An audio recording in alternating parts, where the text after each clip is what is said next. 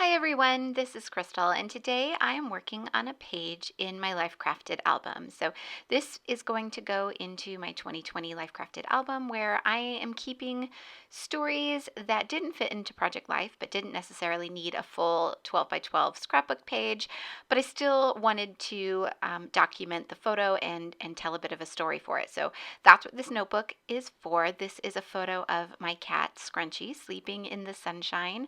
She was just looking super cute, so I took her photo, and I'm going to write about how this is someplace she can be found nearly every day. So for my background, I've chosen two of the digital TN papers. So the one on the right-hand side is part of the Night and Day Basics set, and the one on the left is part of the Documenter Traveler's Notebook Basics version 1 set. So from two different sets, they're both digital papers that you can print out, and they fit perfectly into the pocket pages of a Life Crafted album. I am using the Night and Day Life Crafted kit for this spread, and as you can see, I've already pulled out some of the supplies that I know I want to use from this kit and have them set out on my desk. So I'm starting by just backing my photo with some layers of paper. I started with the teal paper. That's one of the 6x8 papers in the Night and Day Life Crafted kit, and then I added some of that kind of peachy pink paper, and then I'm also going to add this gorgeous vintagey printed paper as well, and then I'm going to also add in a bit of that darker blue just to add some contrast.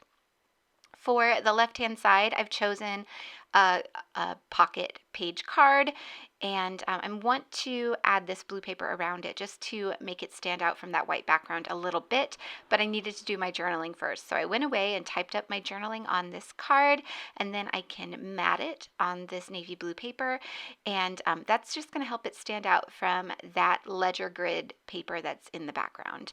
So I'm just going to trim that out, and then I can start embellishing. So this page comes together really quickly. I had a pretty good idea of how I wanted it to go. It was just a matter of picking the exact embellishments after seeing what they look like on the page.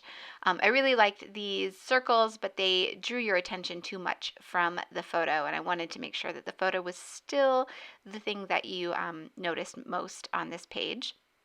I am going to add that all day, every day little notebook paper piece. That is from the digital cut apart sheet that subscribers get for free, but you can also purchase in the shop. Of course, everything will be linked in the description box down below. And then I'm going to add a little label and another little die cut that says Sweet Dreams to the top of my journaling card. And that is pretty much going to do it for the layers on that side of the page. As you can see, I've already added that really beautiful dream die cut to the bottom of my photo. That is going to stay right there. That was kind of the inspiration for this page.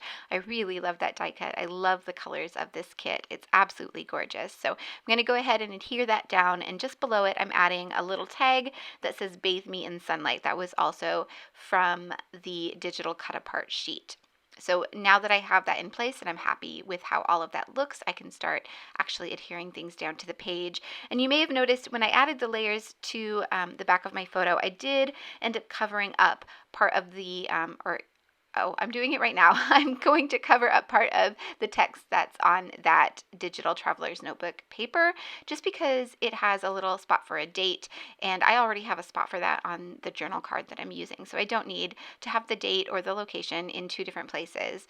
I just really need it in that one. So I'm going to go ahead and cover that up. But before I glue that down, I want to do a little bit of stamping. So I grabbed the traveler's notebook stamp for this month, and I'm going to use the stamp that says Nap Queen and some navy blue ink. Since I have a lot of navy blue on this page, I thought navy blue would be best. And I'm going to do some generational stamping. So I stamped it once, and then I stamped it off a couple times, and I'm going to do that again just to kind of create a little stamp cluster at the bottom of my page. Then I can clean up this stamp and pick up another one. I think I'm going to add another stamp to the other side of the page here. I'm going to use the Sweet Dreams one, but there is a Sweet Dreams on this Traveler's Notebook stamp set. It seemed a little bit too big for the spot that I wanted to stamp it in. So instead, I'm going to grab the This Is Life stamp set, which also has a Sweet Dreams on it, I believe. And I'm going to grab that and stamp it instead. I'm going to do the same thing I did with the Nap Queen stamp. I am going to stamp it once, then stamp it off a couple times just to create a little stamped cluster. Okay, then once again, I can clean up my stamp and continue working on this page.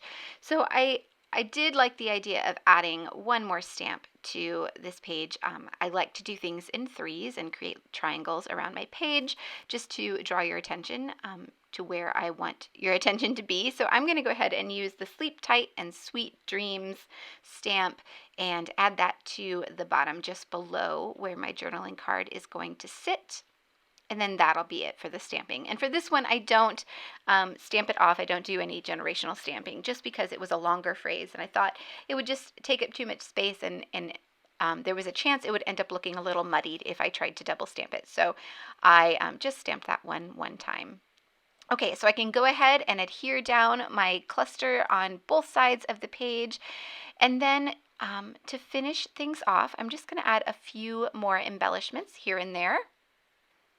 The die cut ephemera pack that came in this kit had these really beautiful little die cut stars in it. So I am going to take those and sprinkle them all over the page. I'm going to end up using 8 of them, 2 above my journaling, 2 above my photo, and then 2 below my journaling and 2 below my photo.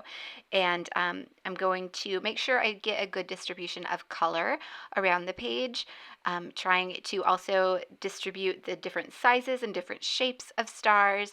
So just being aware. So I'm going to play around with that a little bit to get the spacing and the distribution just the way I want it.